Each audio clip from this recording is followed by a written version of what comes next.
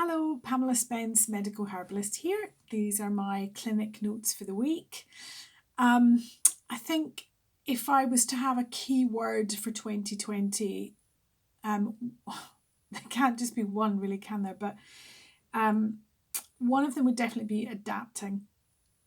I feel like we're being pushed at every level to adapt again and again and again.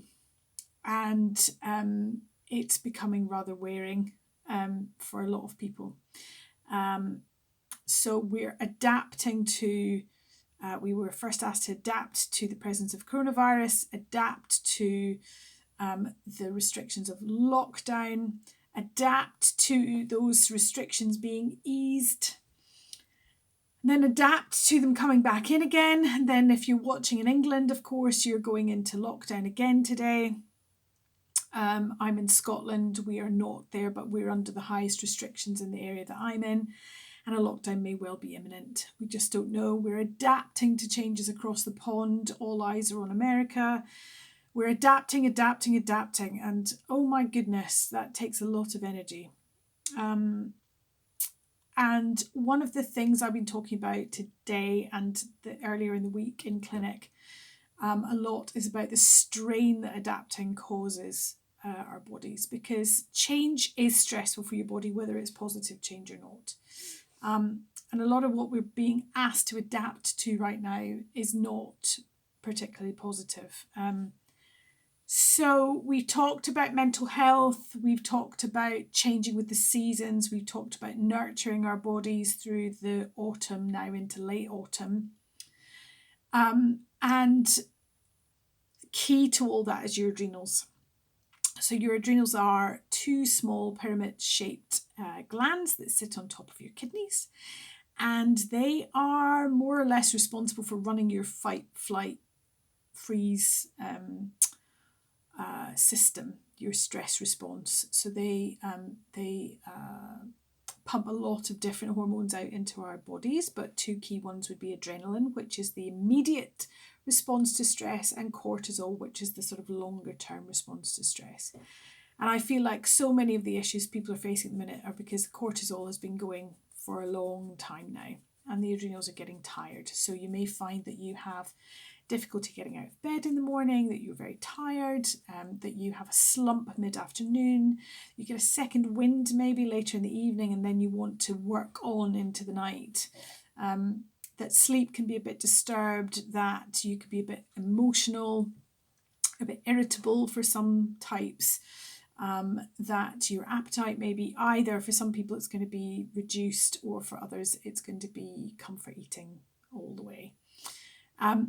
So a couple of things adrenals don't like. One of them is that the adrenals do not like caffeine, because it's a bit like poking them with a knitting needle, as I always say. So looking for alternatives to caffeine is important. And as you know, as the Twinings herbalist, I am very much involved in helping them create their functional blends. There are plenty of functional blends out there in the supermarkets that are very easy for you to get hold of with really good quality herbs. So Twinings, of course, would be one, or Pucka, or Heath and Heather, or some of those other companies.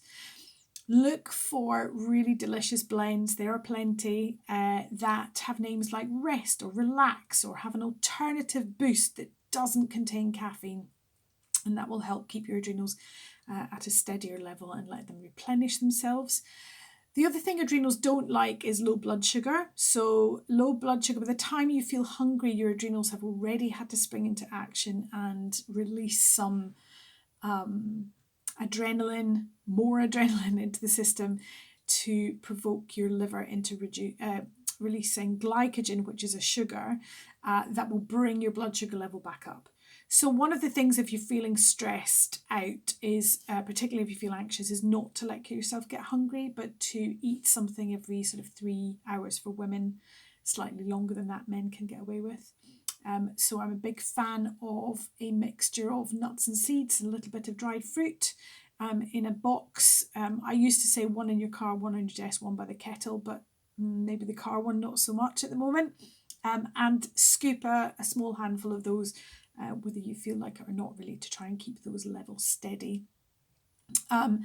And of course, herbs that actively look after your adrenals and are supportive to them and help them to regain their function would be ashwagandha, also known as Withania somnifera, is the Latin name of the herb. Ashwagandha is very good adrenal tonic for specifically for people who get really anxious, and especially if your sleep is disturbed. So the surname there of somnifera gives you an idea that it's good for helping you to sleep.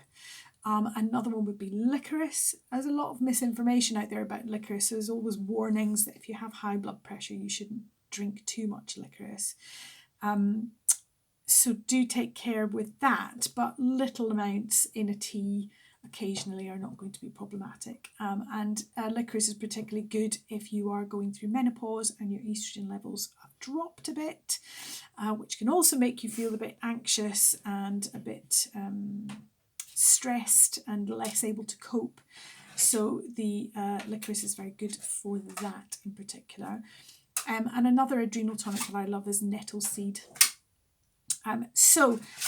Essentially, so if you can hear my dog scratching in the background there, essentially at the moment, be aware we're being asked to adapt a lot.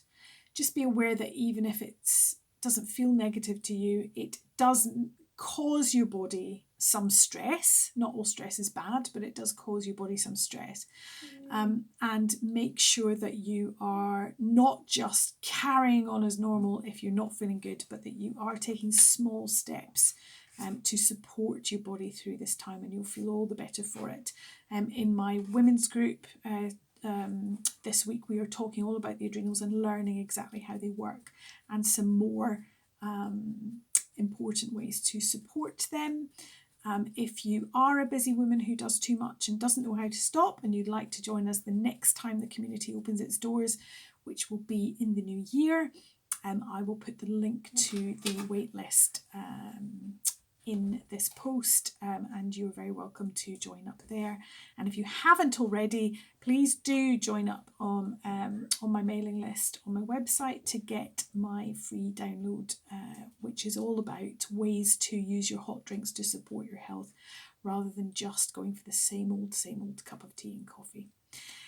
I hope that this finds you well wherever you are, and deep breaths. We will get back to steadier times soon, I'm quite sure. Take care.